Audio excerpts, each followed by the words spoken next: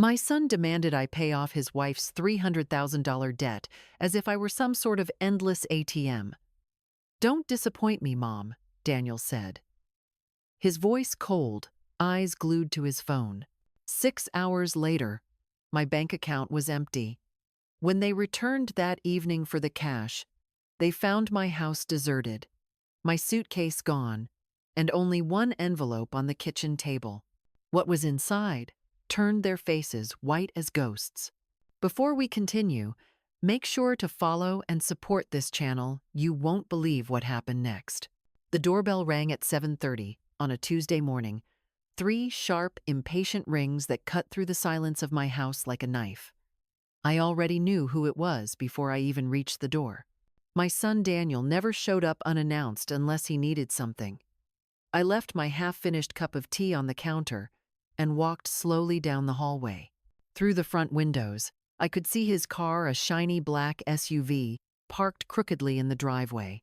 Typical Daniel, always in a hurry, always careless with everything, including people. When I opened the door, he was already on his phone, thumb flying across the screen. In his other hand, a brown envelope. He gave me a quick air kiss, not even touching my cheek, and brushed past me into the kitchen like he still lived here. "Morning, Mom. We need to talk," he said, pulling out a chair and sitting down my chair, the one by the window where I usually read the paper. "Coffee would be great," he added without looking up. I made it automatically. 10 years a widow, and I still served the men in my life as if it were my duty. When I placed the mug in front of him, I couldn't help noticing how tense his hands looked, how white his knuckles were as he scrolled. "Is Sophie okay? And the kids?" I asked gently. I hadn't seen my grandchildren in months. "They're fine," Daniel muttered, finally putting his phone away. He took a sip of coffee and sighed. "I'll get right to the point, Mom. Sophie got herself into a bit of a situation." A familiar chill ran down my spine. "What kind of situation?" He pushed the envelope toward me. "She made some investments. They didn't pan out." I opened it carefully. Inside were pages of bank statements, loan notices, and a contract with a number circled in red. $300,000. My breath caught. "Daniel," I whispered. "That's almost everything I have." He leaned back in his chair, completely calm. "Mom, you live alone. The house is paid off. You've got your pension, your savings. You're 68. What are you saving for?" His tone was light, almost reasonable, but the words cut deep. "This house is my security," I said softly. "And I still have medical bills, doctor visits." He interrupted, tapping the table. "Mom, please. Sophie just trusted the wrong person. If we don't pay this off today, things could get ugly." I frowned. "Ugly how?" "They're not bankers, Mom," he said flatly. "They're dangerous people." A tremor of fear went through me. "What have you gotten involved in, Daniel?" "You don't need to know," he snapped. "Just trust me. I'll pay you back once the business stabilizes. I just need you to transfer the money now, before it's too late." He sounded so much like his father in that moment, Edward, my late husband. Smooth, commanding, leaving no room for my opinion. I stared at the envelope, then at my son's face, the boy who once brought me wildflowers and called me his hero. Now he was a stranger in my kitchen, demanding my life savings. "You've borrowed money from me before," I said quietly. "I never saw any of it again." His face hardened. "This is different. This is life or death, Mom. I'm your only son, your family. You always said you'd do anything for me." That line, "you'd do anything for me," it used to be my weakness. The same one Edward used to keep me small and obedient for 30 years. I looked down at my hands. They were trembling slightly. "I need to think about it," I whispered. "There's no time to think." Daniel's voice rose. "I need that money in my account before the end of the day. Tomorrow will be too late." And he stood up, pacing like a trapped animal. Then he stopped behind my chair, placing his hands on my shoulders. His grip was firm, heavy, almost possessive. "Mom," he said, softer now. You know I wouldn't ask if it weren't serious. It's for Sophie's safety. For the family. Family. That word again. The word that always chained me. I closed my eyes and nodded weakly. Okay, I said at last. I'll transfer it. Relief washed over his face. For the first time that morning, he smiled that same charming smile that used to melt my heart when he was a boy. Thanks, Mom. I knew I could count on you. He kissed my forehead, grabbed his phone, and headed toward the door. I've got a meeting, but I'll be back for dinner, okay? We'll sort everything out then. He paused at the door and looked back. Don't disappoint me, Mom. And then he was gone. The house fell silent, except for the ticking of the kitchen clock. His half-empty cup of coffee sat in front of me, a dark, bitter reminder of what had just happened. I stared at it for a long time. Then something in me began to shift, slowly, but unmistakably. A voice inside me whispered words I had never dared to think before. Enough. Through the window, I watched Daniel's car speed down the road, throwing gravel behind it.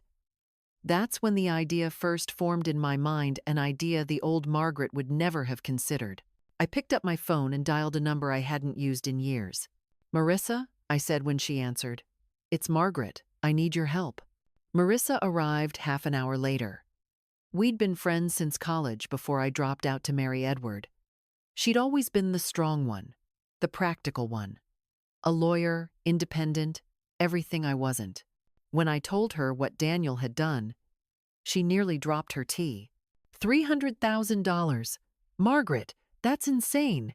It's not the first time, I admitted, my voice breaking. Last year, it was 100,000. Before that, 50. He always promises to repay me, but he never does. Marissa slammed her cup down. And why do you keep giving in?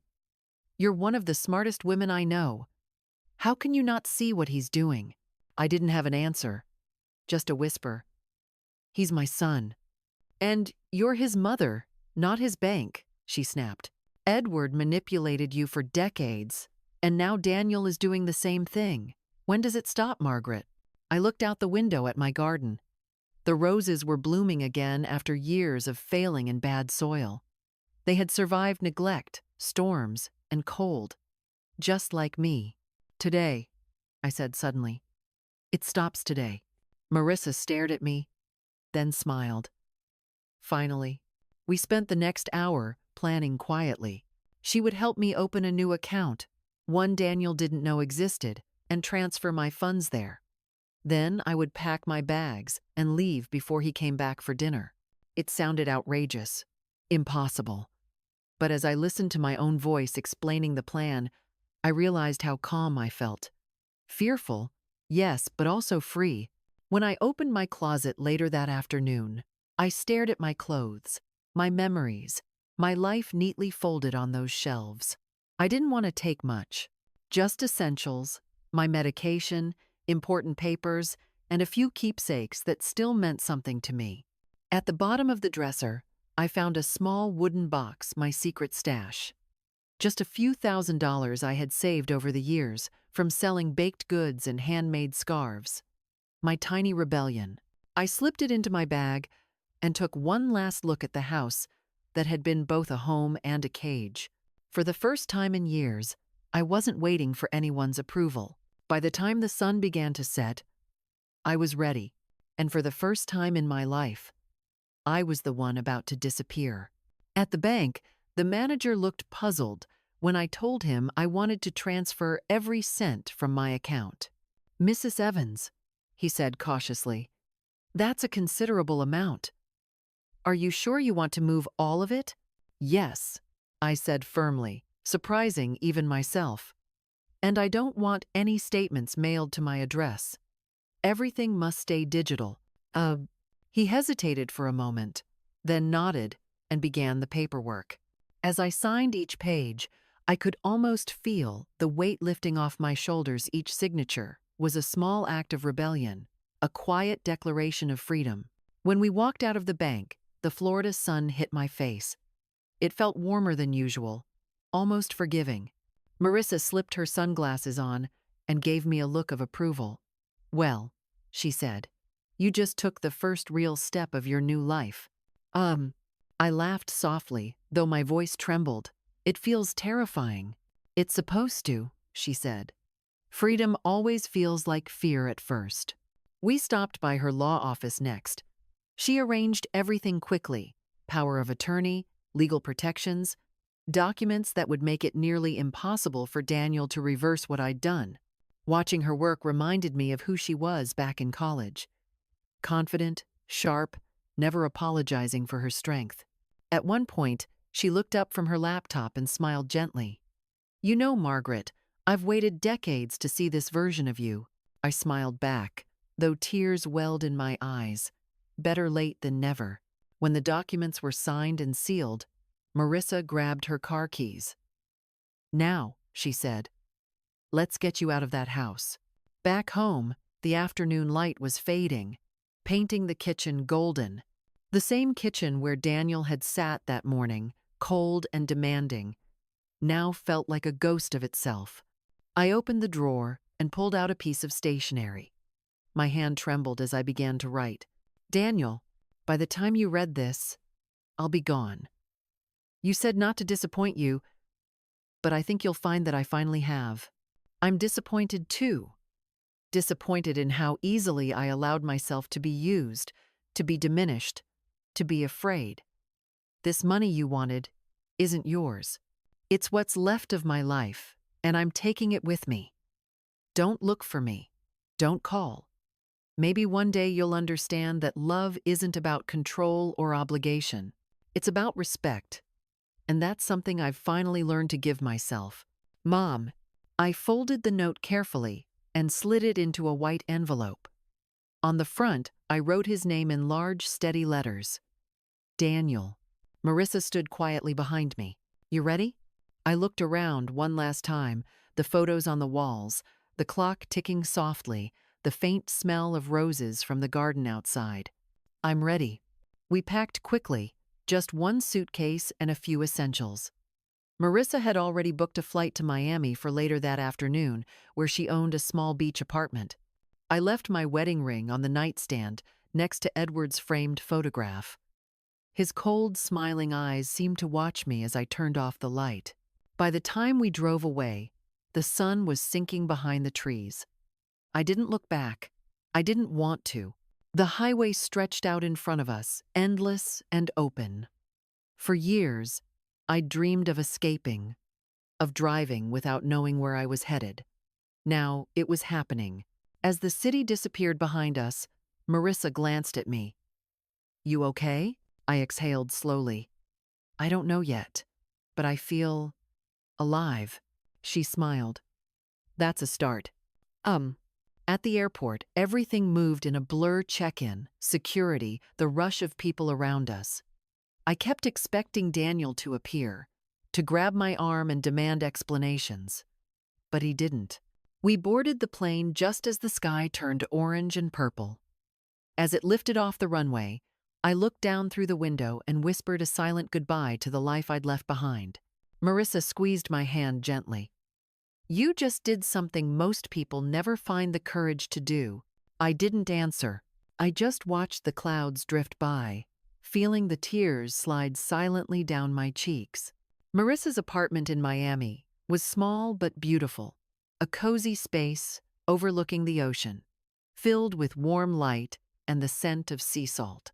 That first night, I sat on the balcony, a blanket around my shoulders, listening to the waves crash against the shore. It was the first time in years I could breathe freely. When I finally turned on my phone, I saw 17 missed calls, all from Daniel. I turned it off again. I wasn't ready to hear his voice. "He'll find you eventually," Marissa said, handing me a glass of wine. "But by then you'll be ready." "Maybe," I murmured. "For now, I just want peace." The following days passed in a strange calm. I slept more than I had in months. I woke up early to watch the sunrise over the water. Marissa went back to work, but she called me several times a day to check in. Still, My thoughts often drifted back to Daniel, wondering what he'd done when he found the letter. I could almost picture it. The disbelief, the anger, the shock of realizing he'd finally lost control. One afternoon, my phone rang again. This time, it was Marissa. "You're not going to believe what just happened," she said, her tone half amused, half exasperated. "Daniel showed up at my office, demanding to know where you were. He was furious, threatened to sue me." My stomach tightened. "What did you tell him?" "I told him you're of sound mind, and that if he didn't leave immediately, I'd file for a restraining order." I could hear her smile through the phone. He turned red as a beet. I don't think anyone's ever stood up to him before. Despite everything, I found myself laughing. "You've always been my guardian angel." "Not an angel," she said softly. "Just a friend who refuses to let you keep sacrificing yourself." By the end of the week, I started to build small routines. I found a local market that sold fresh fruit and flowers.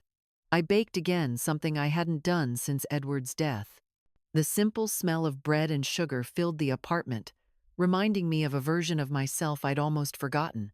At 68, I was learning how to live for the first time. But the peace didn't last long. A week later, a thick envelope arrived at Marissa's office, addressed to me. Inside was a letter from Daniel's lawyer, demanding my return to ensure her safety and mental well-being. It also threatened to have me declared incompetent if I didn't comply. Tucked inside the legal papers was a handwritten note from Sophie, my daughter-in-law. "Margaret, please come back. Daniel is out of control. The creditors are calling. We need you." I read the note 3 times. My hands trembled, but not with fear, with anger. Marissa handled the legal side swiftly, sending back a statement that included my medical records, proof of financial stability, and detailed documentation of the loans Daniel had taken from me over the years. When she hung up the phone, she looked at me calmly. "They don't have a case, but he's not going to stop." I nodded slowly. "Then neither will I." That night, as the waves whispered outside the window, I sat on the balcony again, staring at the endless horizon. Somewhere between the ocean and the stars, I felt the quiet pulse of a truth I'd ignored for too long. Daniel wasn't just Edward's son by blood. He was his father's echo, sharpened by privilege, spoiled by my love, and blinded by entitlement. But that chain, the one that bound mother to son, victim to manipulator, had finally broken.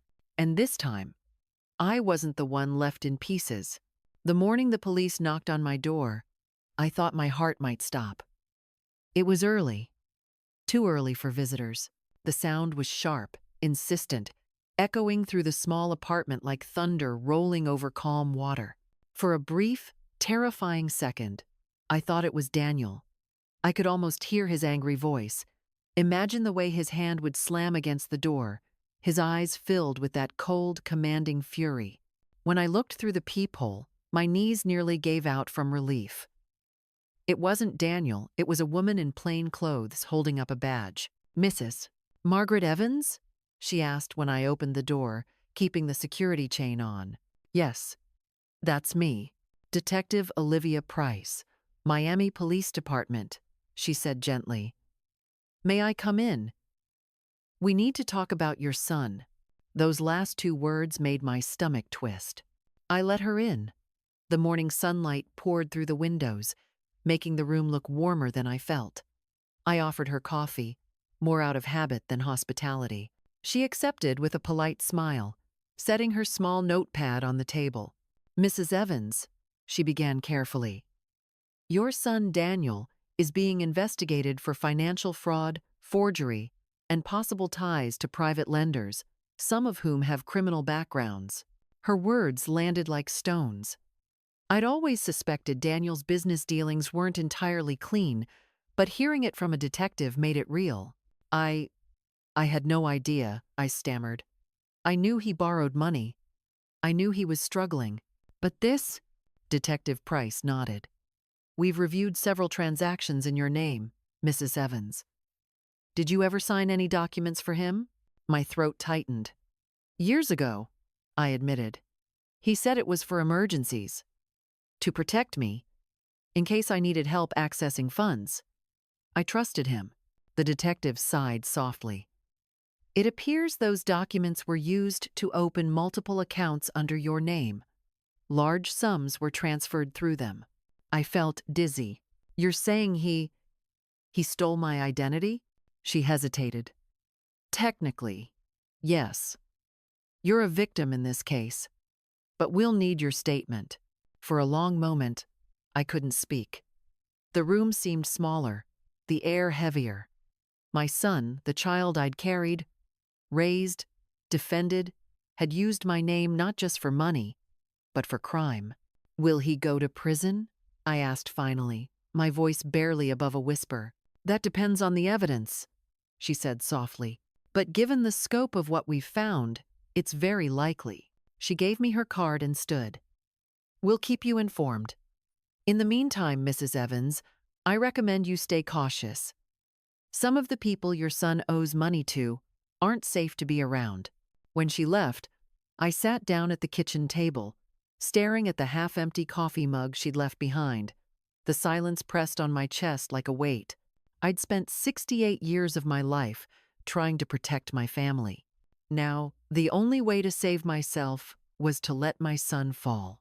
Marissa arrived that afternoon, as soon as she heard the news. She looked furious. I told you, she said, pacing across the room. He was going to drag you down with him. I rubbed my temples. He's still my son, Marissa, and that's what he's counting on. She stopped in front of me. You have to let the police handle this. Promise me you won't call him. I haven't, I said truthfully. And I won't. But that night, I couldn't sleep. The waves crashed against the shore outside my window, rhythmic and relentless, like the beating of a guilty heart. Was it my fault? Had I loved him too much or not enough? At some point, I got up, walked to the balcony, and looked out at the endless dark sea. Somewhere out there was the version of me that had never learned to say no. I whispered to her softly, "It's over." 3 days later, I received a voicemail from Sophie. Her voice shook. "Margaret, please call me back. Daniel's been arrested. They took him in yesterday for questioning. I don't know what to do. The kids are scared. Please help us." I replayed the message twice, tears welling in my eyes. Then I deleted it. It wasn't cruelty, it was survival. When I told Marissa, she nodded approvingly. "You did the right thing. Sophie will have to figure this out herself. You can't save everyone." But her words didn't stop the ache in my chest. A week passed before Detective Price called again. "Mrs. Evans, Daniel's been released temporarily pending trial," she said. "But I need to warn you, he's angry. He's blaming you for cooperating with us." My blood ran cold. "Does he know where I live?" "We've taken precautions," she said. "But if anything happens, you call me immediately." That night, I double-checked every lock on my doors and windows. I moved the small lamp from the bedside table to the living room so I could keep the lights on. I even kept a heavy vase near the door, ridiculous as that seemed. I didn't sleep at all. 2 days later, as I was returning from the market, I noticed a car parked near the building. It wasn't familiar.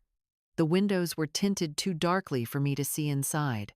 I tried to ignore it, telling myself I was being paranoid. But when I came back out an hour later, the car was still there. I called Detective Price. "It's probably nothing," I said, trying to sound calm. She didn't sound convinced. "Stay inside. I'll send a patrol."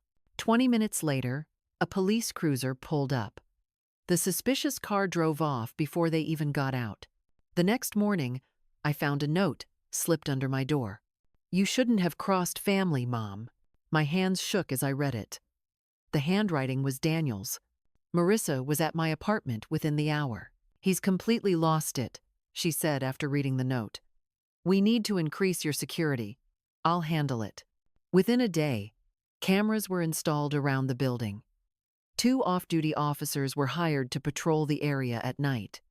Still, I jumped at every sound, every creak, every passing shadow. I was living in paradise, with the constant fear of hell knocking on my door. A week later, there was another knock. My heart nearly stopped again, but it wasn't Daniel this time either. It was Detective Price, holding a folder. "Mrs. Evans," she said, "we've taken your son into custody again. This time for attempted blackmail and conspiracy." I blinked. "What?" She opened the folder. Inside were transcripts of recorded phone calls. "Daniel tried to hire someone to scare you. We intercepted it. Don't worry, you're safe now." I sank into my chair, hands trembling. "He wanted to hurt me?" "Not necessarily hurt," she said carefully, "but intimidate. To remind you he still has power." I felt tears well up, but they weren't from fear. They were from something deeper. Grief. Grief for the boy who used to bring me flowers. For the little voice that once said, "I love you, Mommy." For the son who no longer existed. After the detective left, I called Marissa. She came over immediately, carrying a bottle of wine and 2 glasses. We sat in silence on the balcony, watching the ocean turn gold under the setting Sunday. "How do you feel?" she asked softly. "Empty," I said. "And guilty." "Don't," she said firmly. "If you hadn't left, you'd be the one in prison or worse." I looked at her, eyes wet with tears. "I keep thinking, if I'd raised him differently." Marissa shook her head. "You can't keep taking the blame for everyone else's choices. Daniel made his bed. Now he's lying in it." Her words settled deep inside me, like stones sinking to the ocean floor. The next morning, the newspaper headline made my hands tremble. "Businessman arrested for fraud and ties to criminal groups." Below the headline was a photograph of Daniel in handcuffs, being led into a police car. For a long time, I just stared at it. That was my son, the same boy whose first word had been mama, the same boy I'd rocked to sleep through fevers and nightmares. And yet, the man in that photo looked nothing like the child I remembered. I folded the paper and set it aside. When the phone rang, I already knew who it was. "Mrs. Evans," Detective Price said, "your son is requesting to see you." "Why?" "He says he won't speak to anyone else." Marissa looked horrified when I told her. "You're not going." "Yes, I am," I said quietly. "I need to see him. I need to end this." The next day, I walked into the cold gray walls of the police station. The fluorescent lights buzzed overhead. My palms were sweating as they led me into a small room divided by glass. Then I saw him. Daniel sat on the other side, in an orange jumpsuit, hands cuffed, eyes hollow. For a moment, I couldn't breathe. He looked older, smaller, like the little boy who used to run to me after school. But that illusion vanished as soon as he spoke. "Mom," he said hoarsely, "you came." I nodded, sitting down. "You wanted to see me. I'm here." He leaned forward. "You have to help me. These people, they'll destroy me. I just need some money." "No." He froze. "What?" I met his eyes steadily. "I'm not giving you another cent. Not a penny, not ever again." His face hardened. "You'd let your own son rot in jail?" "I'd let my son face the consequences of his actions." For a second, he said nothing. Then he slammed his handcuffed hands against the glass, making me flinch. "You'll regret this," he hissed. I stood up slowly, my heart pounding, but my voice calm. "No, Daniel," I said quietly. "For the first time in my life, I won't." And I walked away, leaving behind not just my son, but decades of guilt, manipulation, and fear. As I stepped outside, the Miami sun hit my face again, warm, bright, and free. And for the first time in 68 years, I felt like I finally belonged to myself. The morning after I visited Daniel at the police station, I woke up feeling like I'd been scraped raw from the inside. My body moved, but my mind lagged behind, as if part of me was still sitting across that glass wall, staring into my son's cold eyes. I made coffee out of habit, poured it into my favorite mug, and sat on the balcony overlooking the ocean. The waves were calm that morning, rolling gently under a pale pink sky. The kind of day that should have brought peace, but inside me, there was only silence. Daniel was in jail, and I was free. Those two truths clashed inside me like opposite tides. For most of my life, I dreamed of freedom. Freedom from Edward's control, from Daniel's demands, from the guilt that kept me obedient. Now that I finally had it, I didn't quite know what to do with it. Marissa showed up around noon, carrying a bag of pastries. "You didn't sleep, did you?" she asked, studying my face. "Not much," I admitted. He looked different, empty, like he'd been hollowed out. Marissa sighed. "Prison will do that to anyone. But you did what you had to do." "I know." I took a slow sip of coffee. "It doesn't make it easier." She sat beside me, handing me a croissant. "You're grieving, Margaret. Not for who Daniel is, but for who you hoped he'd be." Her words hit hard. I stared out at the water, blinking back tears. "You're right. I think I lost him long before the police ever came." The days that followed were quiet. Too quiet. I filled them with small tasks, watering my plants, baking bread, taking walks by the beach. The ocean became my confessional.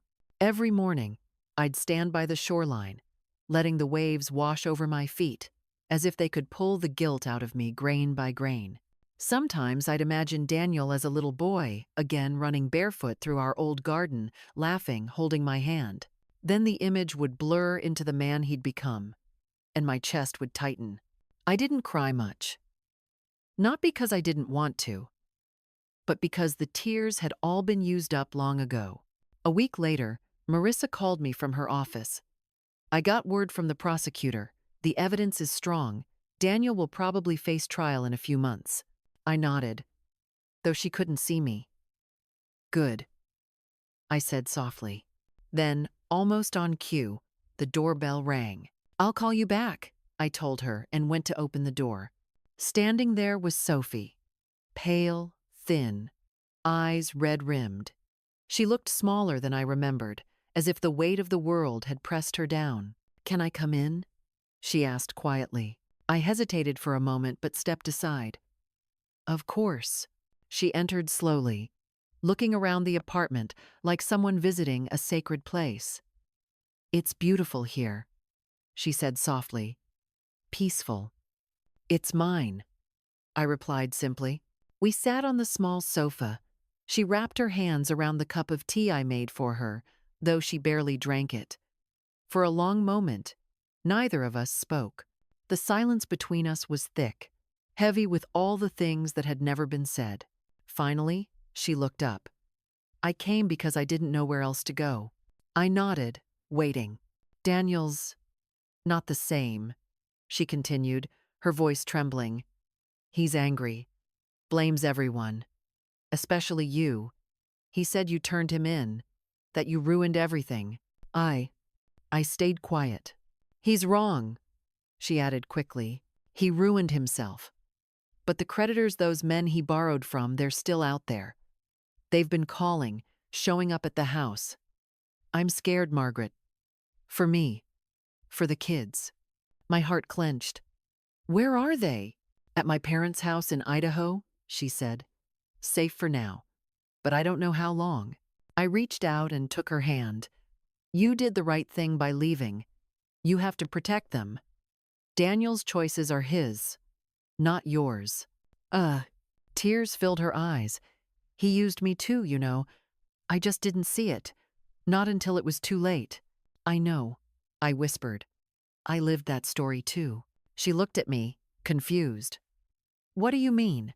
"For 30 years, I let Edward, my husband, Daniel's father, control every part of my life. My money, my choices, my voice. When he died, I thought I was finally free. But then Daniel stepped right into his father's shadow, and I let him." Her face softened. You didn't let him. You loved him. Love doesn't mean obedience, I said gently. I wish I'd learned that sooner. We sat in silence for a while, listening to the ocean outside. Then she said, The kids miss you. Ethan keeps asking when he can see Grandma again. I smiled through the ache. Soon. When things settle, I'll visit. Or maybe you can all come here. The beach would do them good. Her eyes brightened for the first time. They'd love that. She stayed the night on my couch. When she fell asleep, I stood by the window, watching the moonlight shimmer over the waves. For the first time since I'd left my old life behind, I didn't feel alone. In the weeks that followed, Sophie and I spoke often. She decided to sell the beach apartment Daniel had bought years ago to pay off part of the debt. It wasn't much, but it was a start. Meanwhile, I began to rebuild my own life piece by piece. I joined a small community market and started selling the embroidered tablecloths and scarves I used to make for Edward's business parties. To my surprise, they sold well. People loved the intricate patterns and old-fashioned craftsmanship. One woman at the market, a retired teacher named Claire, asked if I'd teach her how to embroider. Then another joined, and soon I had a small class of 3 women, all around my age, meeting twice a week in my living room. We laughed, shared stories, and drank too much tea. It wasn't just about stitching fabric, it was about mending something deeper inside ourselves. For the first time in decades, I was surrounded by women who weren't judging me or needing something from me. We were just there, together, healing. Then one morning, Marissa called with news. The trial's been scheduled, she said. They'll need your testimony. I went key it. Margaret, she said gently, you don't have to do this if you're not ready. I am, I replied. He needs to hear the truth. And so do I. The courthouse was colder than I expected. The air smelled of polished wood and nerves. I sat next to Marissa in the front row as the judge called the case. The state of Florida versus Daniel Evans. When they brought Daniel in, my breath caught. He looked thinner, older, his hair unkempt. Our eyes met for the briefest moment. His expression was unreadable, somewhere between anger and pleading. When they called me to the stand, my hands trembled as I took the oath. The prosecutor's questions were simple, at first factual, straightforward. Mrs. Evans, can you describe your financial relationship with your son? I loaned him money, I said. Repeatedly, over many years. Sometimes because he asked politely. Sometimes because he demanded. And did he ever repay you? No. The prosecutor nodded. Can you describe the incident that led you to leave your home? I swallowed hard. He came to my house demanding $300,000 to pay off his wife's debt. When I hesitated, he told me not to disappoint him. My voice cracked slightly on the last words. In that moment, I continued, I realized he didn't see me as a mother anymore, just a resource, something to drain. So I left. The courtroom was silent. Even Daniel looked down. His lawyer tried to paint me as vindictive, as a fragile old woman manipulated by others. But when he asked, Do you consider yourself a good mother, Mrs. Evans? I took a deep breath and answered honestly. I thought being a good mother meant giving everything, time, money, love. But now I understand it means knowing when to stop giving, when to let your children face their consequences, when to protect your own soul. A murmur rippled through the room. The judge gave a small nod. When I stepped down from the stand, my knees were weak. Marissa reached out, squeezing my hand. You were incredible, she whispered. The verdict came 2 days later. Guilty on all counts. Daniel was sentenced to 12 years in prison, with the possibility of parole after 4. When the guards led him away, he turned once, eyes meeting mine. This isn't over, he said quietly, but his voice no longer scared me. As I walked out of the courthouse into the bright Florida sunlight, Marissa asked, How do you feel? I looked up at the sky, breathing in deeply. Free, I said simply. Truly free. And for the first time in my life, I believed it. 6 months had passed since the trial. Winter came to Miami, though winter here was a kind of gentle illusion. Cool breezes, restless waves, and palm trees swaying instead of bare branches shivering in the cold. My apartment had started to feel like home, really mine. Not just a place to hide, but a place to belong. I filled it with small things that made me smile: potted orchids by the balcony, a basket of yarn and embroidery threads, seashells my grandchildren had sent me from their new home in Idaho. I'd started teaching embroidery classes twice a week at a local community center. What began as a small group of 3 women had grown to more than 10. We weren't just stitching fabric. We were stitching ourselves back together, women who had been silenced, controlled, or dismissed for too long. I never told them all the details of my story, but sometimes, when I saw the flicker of pain in someone's eyes, I knew. We didn't need words. Every Sunday, I'd have a video call with Sophie and the kids. Ethan, now 8, had grown taller, and little Marianne, 6, had lost her first tooth and couldn't stop showing me the gap in her smile. "Grandma, guess what?" Ethan shouted once. "Mom said we can visit you this summer." My heart lifted. "You'd better bring your swimsuits," I said. "We'll build sandcastles bigger than the Empire State Building." Marianne giggled. "Can we find shells too?" "All the shells you want," I promised. When the call ended, I sat for a long while just smiling at the screen, my heart full and aching at once. One morning, as I was setting up my embroidery stand at the community fair, Marissa called. "I have news," she said in her brisk lawyer's tone. "Daniel's lawyers have filed for a sentence review. They're trying to reduce his time based on good behavior." I felt the familiar chill in my stomach, but it didn't crush me this time. "Is there any chance they'll succeed?" "Maybe. But don't worry.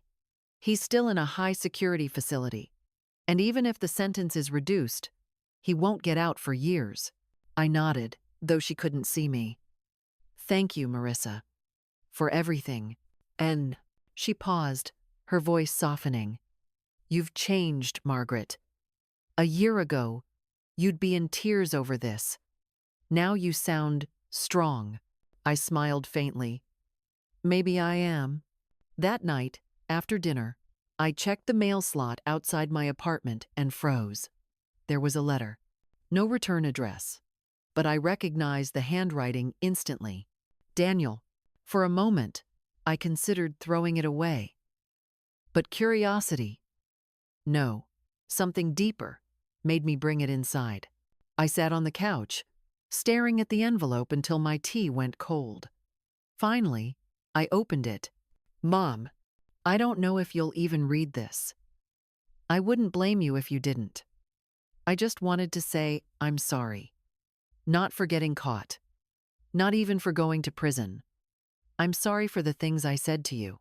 For treating you like a wallet instead of a person. I've been in therapy here. They make us write letters to the people we hurt the most. I didn't realize until now how much I sound like Dad. How much I became him. You were right to leave. You saved yourself. Maybe, one day, you even saved me. Daniel." My vision blurred. The words swam on the page, heavy and uncertain. Was it real? Was it another manipulation? I didn't know, but it didn't feel like the old Daniel. There was no demand, no guilt, no trick, just reflection. I folded the letter carefully and set it on the table. For the first time, I didn't feel rage, just a strange kind of sadness, like watching a storm fade into drizzle. Marissa came over the next day. "You kept it?" she asked, noticing the letter. "Yes. Do you believe him?" "I don't know," I admitted. "But maybe it doesn't matter. He's the one who has to live with his choices now. Not me." Marissa smiled gently.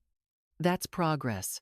We shared a glass of wine on the balcony, the ocean shimmering silver under the moonlight. The months that followed were peaceful. I found myself laughing more often, even over small things, burned cookies, tangled threads, the way the neighbor's cat always stole my sun chair. I'd started taking swimming lessons for seniors at the community pool, though at first, I was terrified of the water. The instructor, a patient woman named Angela, told me something that stuck. You can't learn to swim until you stop fighting the water. Maybe that was true for life, too. I had spent decades fighting against men, guilt, fear, and loneliness. Now, I was learning to float. By early summer, Sophie and the kids arrived. The moment they stepped off the taxi, Ethan ran straight into my arms. "Grandma!" Marianne followed, clutching a small stuffed dolphin. "Mom said we can sleep in your room." Their laughter filled the apartment like sunlight pouring through every window. Sophie hugged me tightly.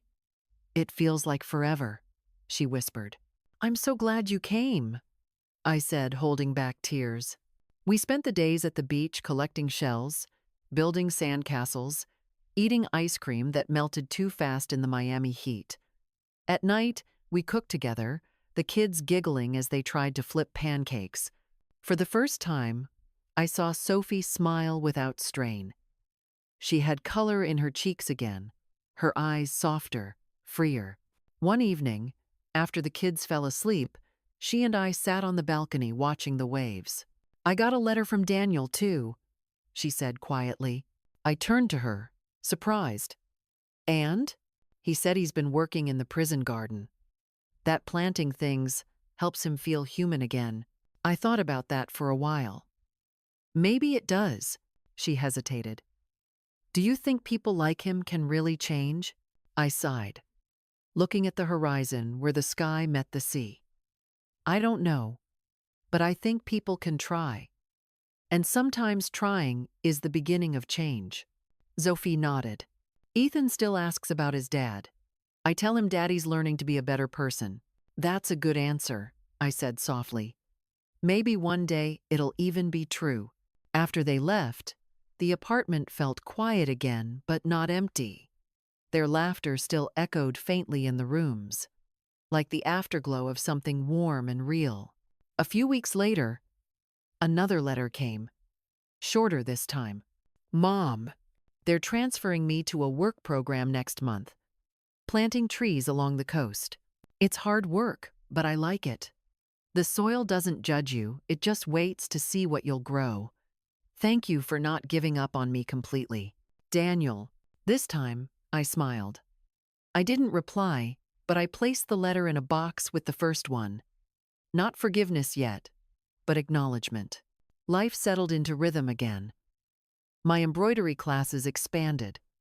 Marissa and I started volunteering at a local women's shelter, helping victims of financial and emotional abuse.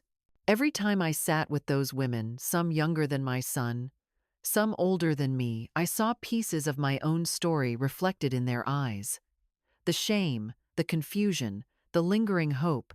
I told them what I'd learned. Not as advice, but as truth. It's never too late to take your life back. Never too late to stop being afraid.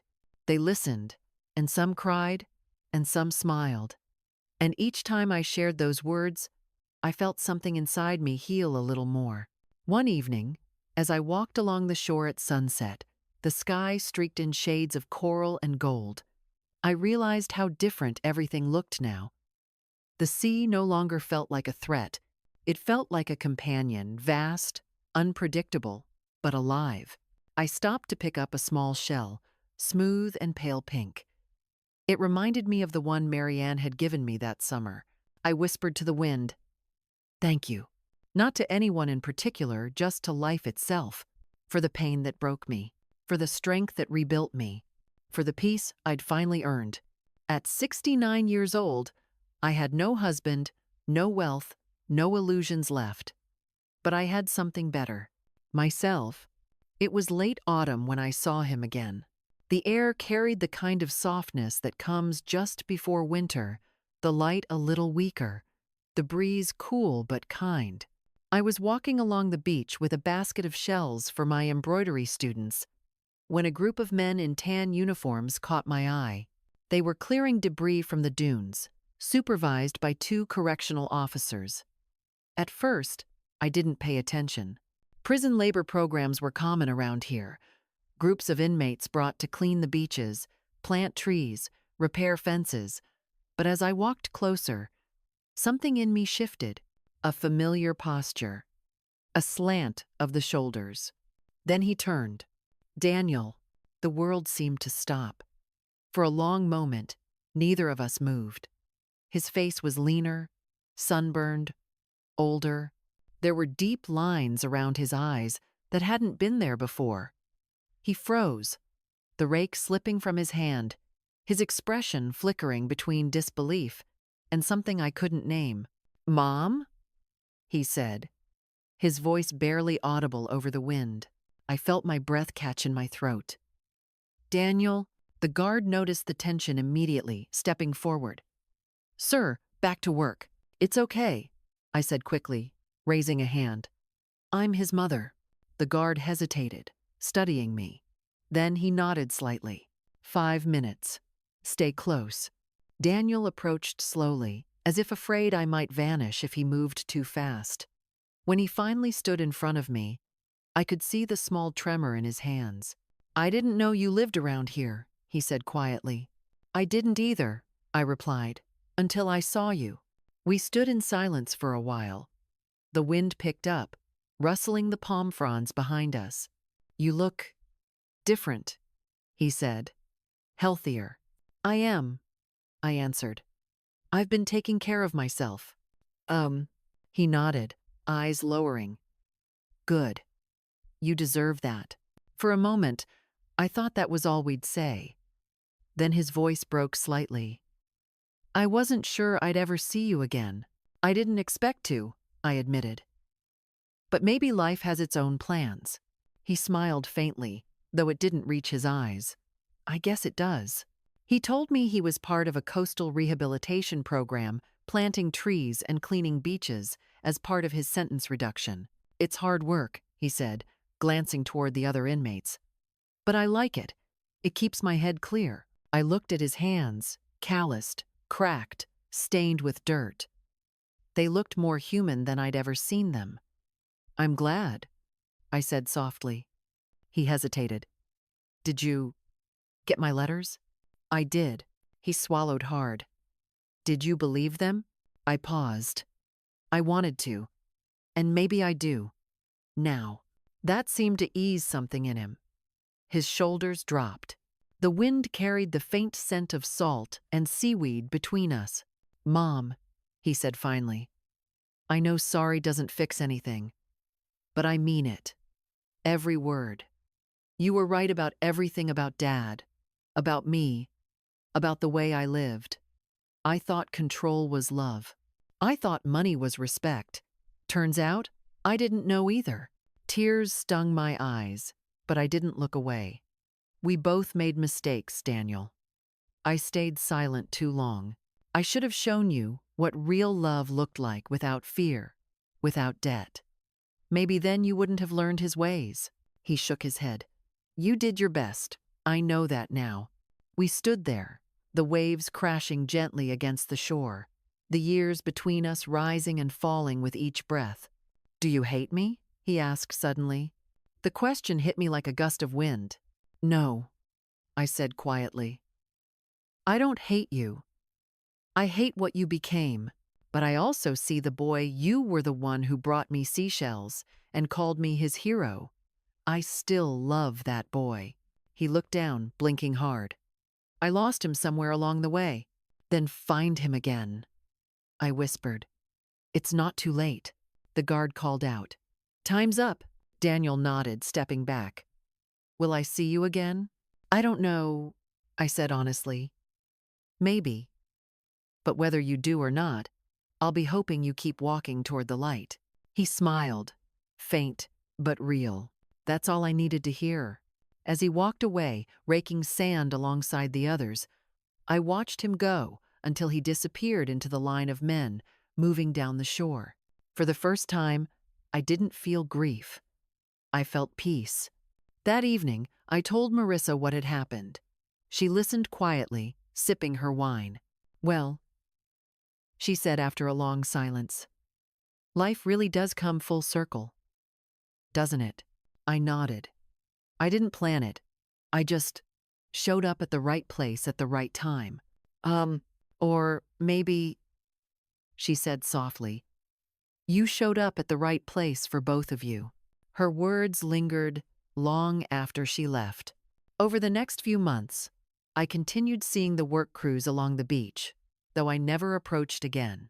Sometimes I'd spot Daniel in the distance, head bent, planting young trees in neat rows along the dunes.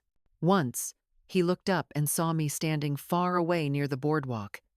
He didn't wave, neither did I, but we both smiled. That was enough. Spring came again, bright and fragrant. My embroidery classes grew larger, and my little community of women turned into something more, a sisterhood of sorts. We started donating handmade blankets to local shelters and hospitals. Each piece had a stitched message along the edge. You are not alone. One afternoon, during a class, a woman named Linda, newly divorced after 30 years of marriage, asked me, how do you stop being angry, Margaret? How do you stop hating the person who hurt you? I thought about Daniel, about Edward, about the long road it had taken to stand where I was now. You don't stop feeling angry, I said gently. You just stop feeding it. One day you wake up and realize you don't want to carry their weight anymore. So you put it down, and then you keep walking. Oh, Linda smiled through tears. That sounds peaceful. It is, I said, and it's worth the wait. A few weeks later, I received a postcard. No return address, just a photo of a small pine sapling growing in the sand. On the back, in familiar handwriting, were 6 simple words. Still planting, still learning, still trying. I traced the words with my fingers, smiling. Then I placed the postcard beside the 2 letters in the box on my nightstand. It felt like closure, not the kind that slams doors shut, but the kind that leaves them gently ajar, letting light seep through. On my 69th birthday, Sophie and the kids came to visit again. Ethan brought me a handmade card that read, "Happy birthday, Grandma. You're the strongest person I know." I laughed, hugging him tight. "You're going to make me cry, young man." Marianne gave me a small pot with a tiny green sprout. "It's a tree," she said proudly. "We planted it for you." Sophie smiled. "It's from all of us." As I placed the pot on the balcony, the sea breeze brushed against my face, warm and gentle. I looked at the fragile little plant and thought of Daniel's words. Still planting, still learning, still trying. Maybe that's all any of us could do. That night, after everyone went to bed, I stepped outside. The moon was full, casting silver paths over the water. I closed my eyes and breathed deeply, feeling the rhythm of the ocean match the rhythm of my heart. For years, my life had been about survival, quiet endurance in the face of pain. But now, it was about something else entirely. Healing, growing, becoming. I whispered softly into the wind. "I forgive you, Daniel. I forgive you, Edward. And most of all, I forgive myself." The wind seemed to answer, carrying the scent of salt and jasmine across the balcony. And for the first time, I didn't just feel free. I felt whole. If you've made it this far, maybe you've seen a little of yourself in my story. Maybe you've spent years giving everything you had, your time, your money, your heart, until there was nothing left but exhaustion and silence. I used to believe that love meant sacrifice, that being a good wife, a good mother, meant giving without limits, forgiving without pause, and staying no matter how much it hurt. But the truth is, love without respect isn't love. It's a slow disappearance. It took me 68 years to understand that freedom doesn't always come from running away. It comes from finally standing still and saying, enough. I lost almost everything before I found myself again. My husband's approval, my son's trust, my old life, all of it gone. But in their place, I discovered something much stronger: peace. Forgiveness isn't about erasing the past, it's about releasing its hold on you. When I forgave Daniel, I wasn't excusing what he'd done. I was freeing myself from the prison I'd built around my own heart. To every woman listening to this, you are not too old, you are not too late, and you are not defined by what someone else took from you. You are allowed to start over, to rebuild, to laugh again, to choose yourself. Even if your hands tremble and your heart aches, choose yourself anyway. Life has a way of surprising us. Sometimes it breaks us to show us how strong we can be. Sometimes it takes everything away to remind us that peace was never in the things we lost. It was always inside us, waiting to be found. When I walk along the shore now, I look at the small trees growing where Daniel once planted them, and I think about how life keeps growing even in broken soil. Maybe that's what healing really is: not forgetting, but blooming anyway. So, if my story touched your heart, I ask you to stay with me. Let's keep walking this journey together, toward healing, toward strength, toward hope. Because somewhere out there, beyond the pain and the waves and the years we thought we wasted, there's a new sunrise waiting for all of us. And it's never, ever too late to meet it.